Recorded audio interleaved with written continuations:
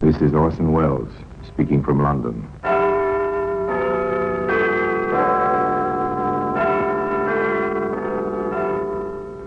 The Black Museum.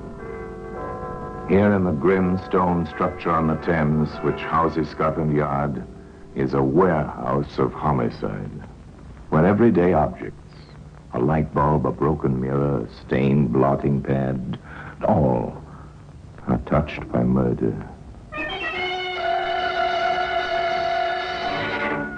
Here's an auto service card, issued by a garage to show that a certain motor car was oiled and greased, and the speedometer reading was 15,001. According to the card, his car had done 5,001 miles on the first. By the following day, he'd added another 160 miles to the speedometer reading. And he told you, Inspector, he hadn't been on any long journeys. He'd forgotten the speedometer reading on the service card. They all overlooked something. And the harmless-looking service card, which George Dalton overlooked, was instrumental in convicting him of the brutal murder of his own mother and father. That's why it's earned its place here in the Black Museum.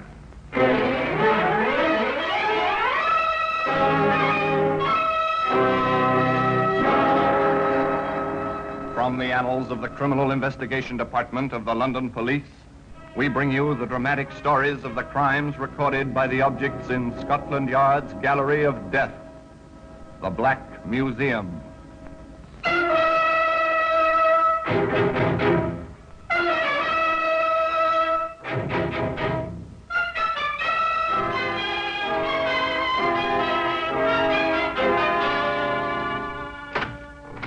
Well, here we are in the Black Museum. As beyond these stone walls, the life of London flows as ceaselessly as the muddy waters of Thames. Here, it's silent.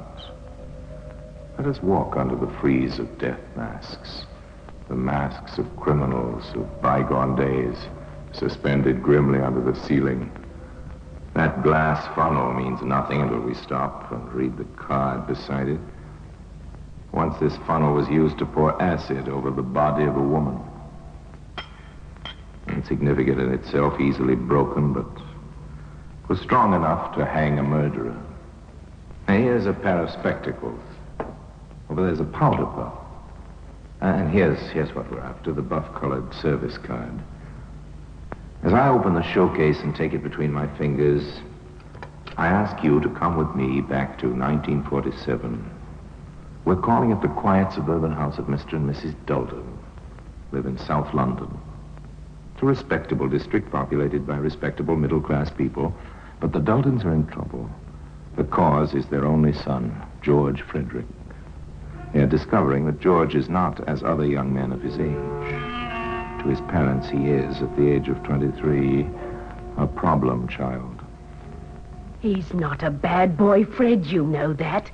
But he just doesn't seem to settle down. I know his trouble. Oh, don't be too harsh on him. He won't work. That's what's wrong with the young devil. Oh, Fred. Well, how many jobs has he had since he came out of the army? I don't know. So many you lose count.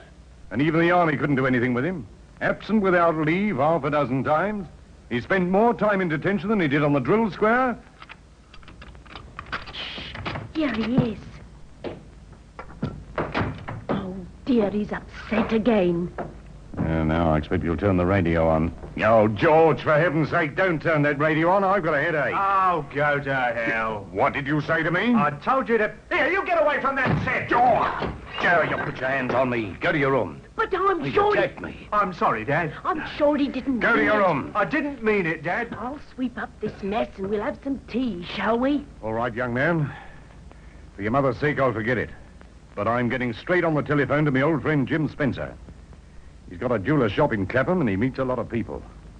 Maybe he can advise me about fixing you up with a job.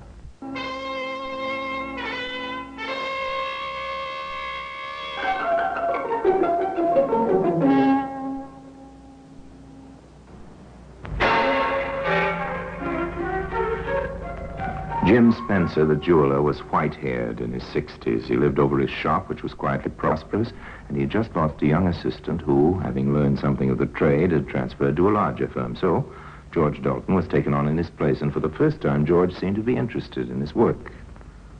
But perhaps that was not altogether surprising. Pass me my eyeglass, will you, my boy? Here you are. Thank you. That's a very nice pendant you're working on, Mr. Spencer. Yes, it is, isn't it? How much is it worth? Why, give 100 guineas for it, then sell it at 120. Would the owner sell? Not this one. But I always keep a few £100 in the safe there, just in case I get a chance to buy something like this. Now, where did I put those tweezers? To Mrs. Dalton's delight, her son was still working in the shop at the end of 6 months. But young George was rather less interested in the work than in the end product. And above all, he was interested in that safe. He even had a duplicate of the key made. He had a duplicate of the door key, too. Perhaps he didn't quite know what he was going to do with his keys, but in a steamy cafe behind the bright lights of Piccadilly, he found a friend who had ideas. If you ask me, chum, I'd say you were sitting on a blinking gold mine. Hey, what do you mean? Yeah, come off it, George. We did 90 days detention together in the army, didn't we? Yeah? I know you're not quite daft. I mean, all you got to do is to get the key of the door, the key of the safe, and... Well, I've got those. Well, you have. There they are. Well, for crying out loud, what are you stalling about? Well, I've never pulled off a real job, Charlie. It's a bit of a step to take, isn't it? It's up to you, Cook. I know what I'd do. I'd slip in about 2 o'clock in the morning. Here, Charlie. Would you come with me? Why? Do you want to make it a business proposition? Yes, I do. Look, if we broke in together... Quiet. Pay the bill. Let's get out of here. Okay. Here, where do we go? I'm taking her down to the Elephant and Castle. Meet Slash. We work as a team. He's the boss. It's the only safe way. Slash has got brains. He'll put you right. Come on, I'll introduce you. So George Dalton started his professional career. Yeah, you know this guy well, do you, Charlie? I'll say we did 90 days together, didn't we, George? Yes, that's right. Okay. And you want to join us, do you, George? I want Charlie to come in on this job with me. That's the idea. The idea's okay. And we need a jewellery expert in the gang. But get this, pal. I'm the boss. And what I say goes. Do this job, you and Charlie, and take 50% of the profits. The rest goes into the organisation. Understand? Do you agree to the terms? Yes. Yes, I agree. Then that's fixed. Shake on it. This clinches it. And remember, there's no funny business in this outfit. I suppose you know why the boys call me Slash. I think so. I carry a razor. Remember that, George. Not that I'd use it on you, but I thought I'd mention it in passing. George is okay, I've told you. Of course he's okay, and I'll fix up a car for you tomorrow night. A car? Yes, it's all part of the service. You're busting into the Spencer shop tomorrow night. So you've got all day tomorrow to fix the burglar alarms. And those burglar alarms took quite a bit of fixing. But by closing time, George Dalton had traced and snipped the wires. Putting on his coat, he wished his employer a dutiful good night, and at 11 o'clock, Mr. Spencer turned out his light in the bedroom upstairs and climbed into bed. 3 hours later, a stolen car turned quietly into the deserted street and stopped. The coast's clear, George. You got the keys? You bet. Okay, then in we go. Right. Where's the safe? Over here. Oh, okay, get to work. The old man's upstairs, isn't he? Yes. Heaven help the old fool if he wakes up and comes down. You got that safe open yet? No, the lock's a bit stiff. Here, Charles.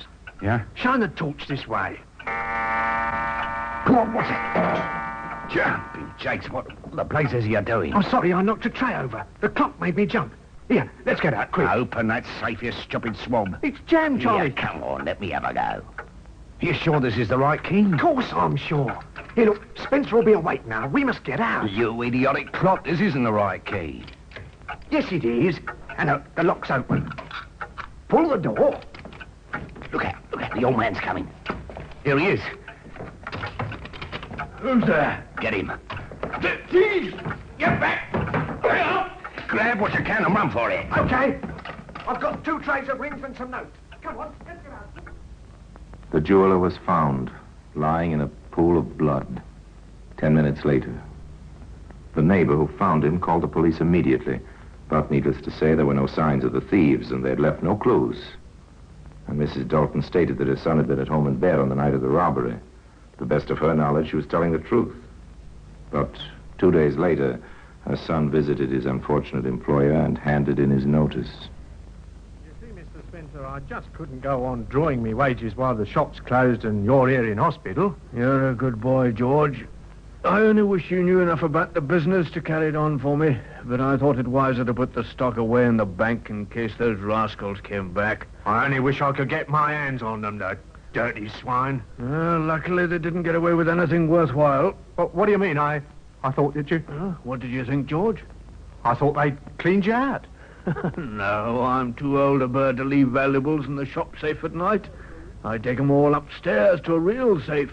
I only leave the paste stuff down below. Didn't I ever tell you? No, you never told me.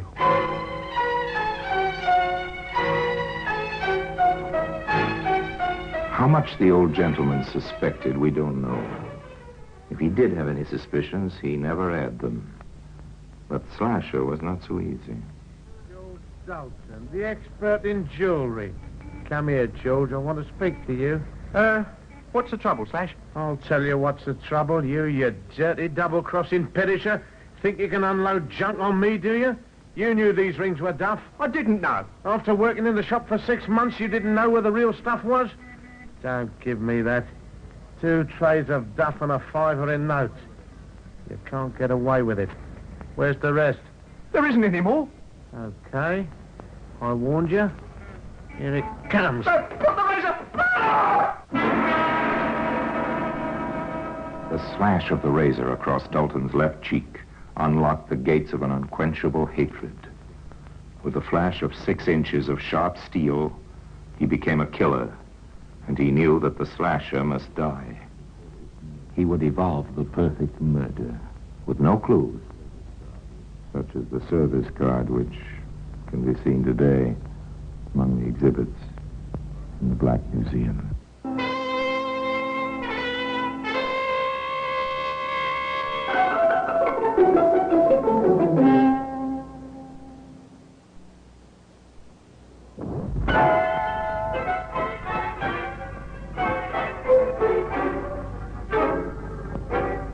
We return to Dalton, the killer. With blood still streaming from his cheek, he smiles at the slasher. And for the first time in his life, that individual is surprised, taken off his guard. I suppose I asked for that. Get out of here. You're not pretty. I've got your brand on me now. I've got to be one of you. What do you mean? You're a man of action. I like that, even if it hurts. Give me another chance. I'll do better next time. I never knew they made them so yellow. Get out. You stink. I've got a date here with a smasher and you might scare her away. Now scram. Here she comes. Henry, is that you? Right here, Toots. I never knew your name was Henry. Get. Oh, hello, what's happened? Oh, he's had an accident. Just going. Hello there. Are you hurt bad? No, it's just nothing much. He's no friend of mine, Brenda. Come on, let's go. Oh, okay. Good night, Henry. Good night, Brenda. I'm going to say some more of you. That's right, Dalton. You've made your choice. You're going to start with a girl. That will hurt him. Follow them. They go into a cafe. Have a meal. You wait in the shadows. They're coming out at last. Follow them again. Into a mean little street.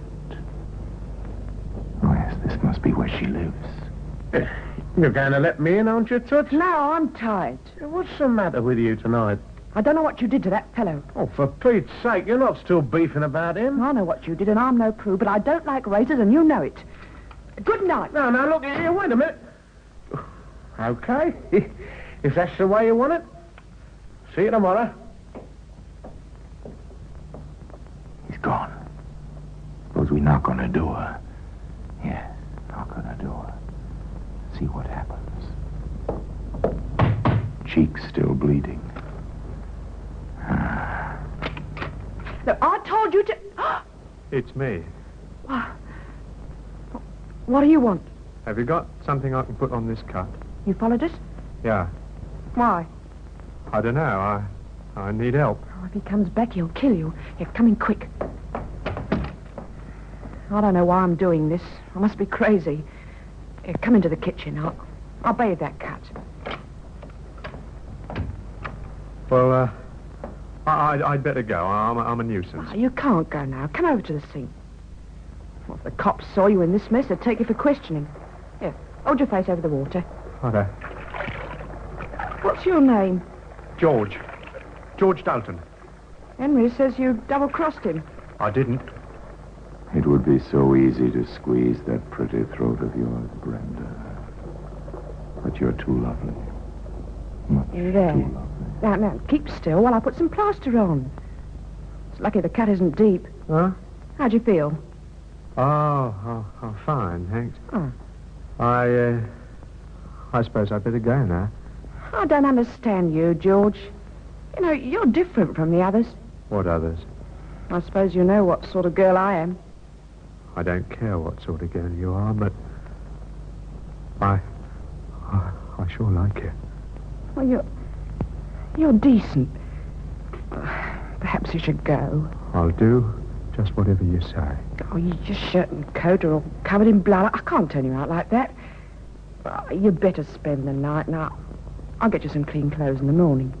Brenda, I never felt like this about anyone before. I don't know what to say. Honey, I don't either. Well, I'll put the kettle on and we'll have a nice cup of tea.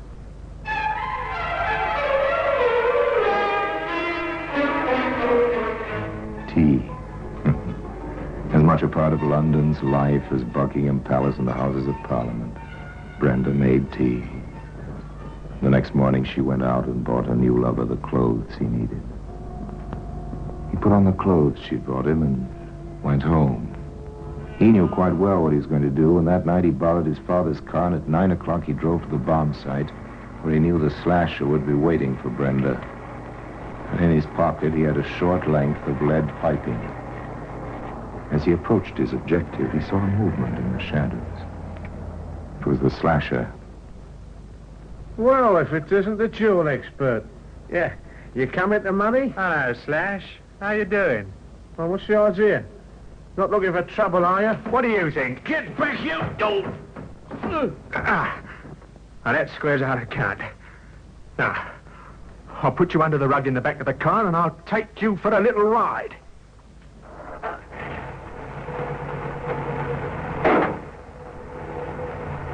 The little ride was to a deserted bridge over a railway. Dalton lifted his victim onto the parapet. Then he paused. Just before you go, I wonder how much you've got in your pocket. Anybody coming? Good. Oh, yes. Quite a few notes here. Thank you, Slash. Thank you very much. Goodbye. And quite gently, Dalton eased the unconscious man over the edge. After that, it was easy. Brenda, like the old jeweler, may have had her suspicions, but she kept them to herself. Dalton had money, taken nearly 100 pounds from the slasher's pocket before pushing him into the path of the oncoming train. That 100 pounds lasted just 2 weeks. 2 glorious weeks. The happy couple celebrated those weeks in the famous seaside resort of Brighton. Then, on the morning of January the 1st, 1948, with funds running low, George Dalton took his father's car into the Carduck service station to be oiled and greased. Now, why did he do that? Superintendent Brandruth of Scotland Yard has the answer. There is no doubt that Dalton had already decided to drive to his parents' home and ask for money. He had insufficient funds with which to pay his hotel bill, and it was essential for him to receive help from his father. His father was always particular about the regular servicing of his car, and the son doubtless had this carried out in order to produce it as a sop for his father's wrath. And the speedometer reading was 15,001, duly recorded on the service card. So George Dalton drove the 50-odd miles to his home on what was to be his fatal journey. He was hampered by fog on the way, and when he eventually turned into his own street, the fog was very thick. Stopped the car outside his parents' house, went inside, and got down to business. I'm sorry, Father, but I've got to have the money quick. Well, who the blazes do you think you're talking to? You take my car for a weekend, you keep it for a fortnight? Well, I've had it serviced. I don't care if you've had it rebuilt. You'll never drive it again. They nearly got onto the police and reported it stolen by you. And now you have the infernal impudence to demand £50, just like that. If I don't have it, I'll go to prison. The hotel won't Then you'll have to go to prison. You'd have gone there a long time ago. It might have brought you to your senses. You're my own son, but I'm disgusted with you. Go on, get out. You can't send me away. Can't I? There's the door now. Now, go on, get out. Oh, no, you don't. Take your hands off me, you young rascal. Your mother. Give me that money, will you? You're mad. You're choking me. George, what have you done? He's dead. Stop that noise,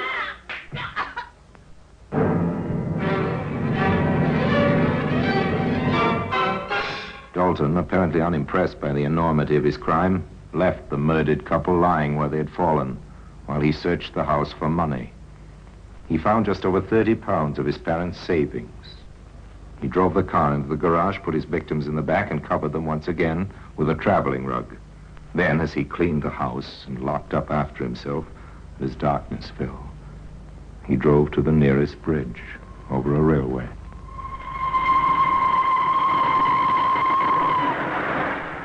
It was the same method as before.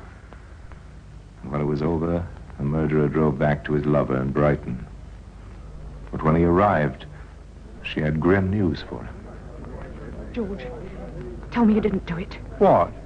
What are you talking about? Your mum and dad. Ah, you're mad. You don't know what you're saying. Come into the other room, quickly. Brenda, what do you know about my mother and father? Now, tell me. So you did do it? No. I know you did it. Oh, why? How could you? Brenda. Don't touch me. Mr. Dalton, is it? Yeah? What do you want? I'm sorry to have to tell you that your mother and father were found dead an hour ago. I didn't do it. What exactly do you mean by that? How dreadful. I don't believe it. You know how they died? Of course I don't. How could I? Well, that's what I was wondering. Could you give me an account of your movements today? Yeah. I spent the day here with my fiancée. You haven't used the car outside. Oh, we drove to New Haven. That's 8 3/4 miles. 17 1/2 there and back. You haven't been anywhere else? No. The car's been here all the time? Yes. According to the garage people, you had the car serviced this morning. Yeah? The speedometer reading then, according to the service card, was 15,001. You've put on over 100 miles since then. I've just checked the clock on my way in. The girl knows I've been with her all day. Oh, George, what's the good of you lying? The speedometer's in order. That can't lie. I'm afraid that in the circumstances, it's my duty to charge you with the murder of... Stop him! Let me go! So George Dalton was arrested and charged with the murder of his parents within an hour of their bodies being discovered on a railway line 50 miles away. In due course, he was convicted, and at 8 o'clock on a cold, misty morning, he mounted the steps of the scaffold. And he told you, Inspector, he hadn't been on a long journey. He'd forgotten the speedometer reading on the service card. They all overlook something. And that is why the service card has earned its place here in the Black Museum.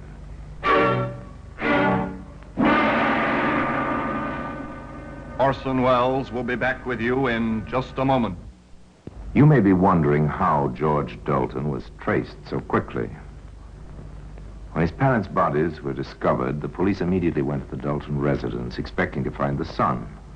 Both the son and the car were, of course, missing. It was the work of a few minutes to trace the make and number of the vehicle, and the general alert was put out all over the country. Police officers visited garages, and the telltale service card localized the search to the Brighton area, where Dalton's name was recognized in the hotel. The girlfriend was questioned while George Dalton was already being tailed by a police car into the hotel forecourt. At this stage, of course, there was no evidence against him, but the police allowed him to get into the hotel before questioning him. So they proved the theory that by giving a criminal just enough rope, he'll surely hang himself, which is what Dalton did, with the aid of the buff-colored service card, which has earned its honored place here in the Black Museum. Now, until we meet next time in this same place, and I tell you another story about the Black Museum, I remain, as always, obediently yours.